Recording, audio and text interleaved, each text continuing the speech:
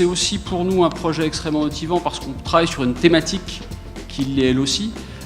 Les territoires connectés, la ville innovante, la ville durable sont des thématiques évidemment au cœur de beaucoup de sujets, y compris pour chacun d'entre nous à titre individuel, et c'était important. C'était aussi le choix fait dès le départ d'une vraie convergence publique-privée. Le thème de l'exposition est la lumière.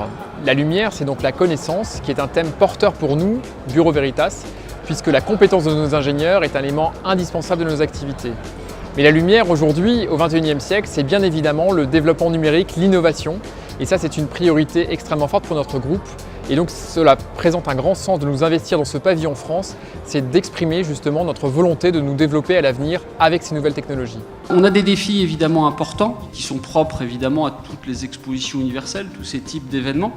Il faut évidemment qu'on ait un pavillon qui soit le plus beau possible, qui marque sur le plan architectural, qui réussisse à atteindre le résultat d'excellence du pavillon de Milan qui avait été primé sur le plan architectural. Il faut évidemment qu'on ait une densité d'événements qui soit très très forte. Il faut qu'on apporte notre contribution à une vraie dynamique qui soit au service des entreprises françaises. Quand tu vas du nord au sud en France, il y a 900 km, donc c'est tout petit.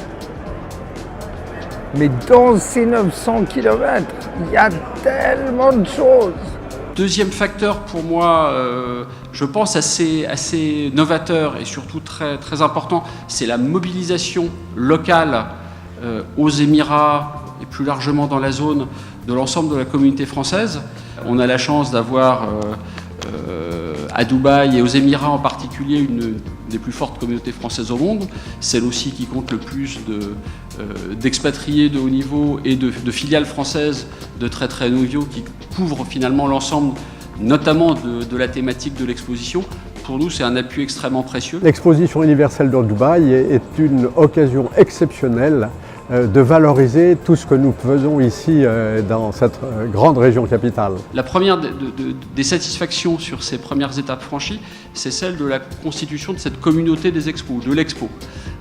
C'est, je crois, une des conditions, un des facteurs clés de réussite du projet, c'est que non seulement il y ait une structure qui incarne cette participation française à l'Expo, mais que derrière, on ait des acteurs publics, des acteurs privés, des acteurs académiques, des scientifiques qui portent aussi le projet, qui le nourrissent. Nous, à The Camp, on est très orienté autour du développement durable. C'est une de nos vocations principales, et notamment autour de la mobilité durable. Et le pavillon français qui est situé sur cette zone de mobilité durable à Dubaï est une parfaite vitrine pour des innovations qu'on pourra apporter là-bas.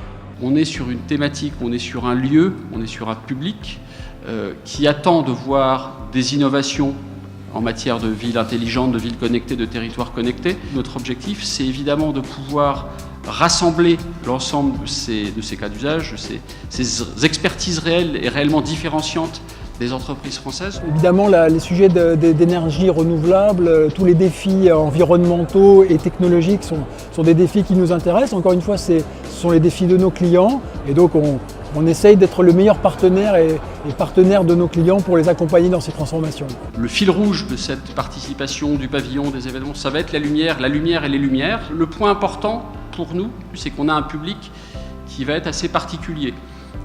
On a eu des expositions universelles qui étaient très centrées sur un continent jusqu'à présent. Là, pour le coup, le rôle de hub de Dubaï fait que de Singapour jusqu'à Dakar, on va avoir 10 millions d'Indiens, 7 millions de Saoudiens, quelques centaines de milliers de Singapouriens, etc., des Africains en grand nombre.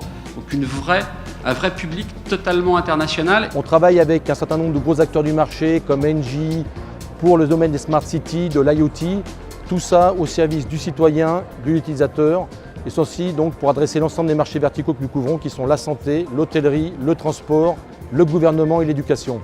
Donc tout un tas de services qu'on va mettre à disposition du pavillon français, qu'on va démontrer durant l'exposition universelle 2020, et je crois que ça va être un peu une révolution du savoir-faire à la française. Je voudrais en profiter pour saluer ceux que je qualifiais tout à l'heure dans une discussion en aparté de partenaires fondateurs. Un certain nombre d'entre vous nous ont accompagnés et c'est évidemment un remerciement très chaleureux de notre part, parce qu'ils ont cru à un projet qui émergeait tout juste, comme je le disais, une équipe restreinte et un concept qui n'était encore qu'un concept.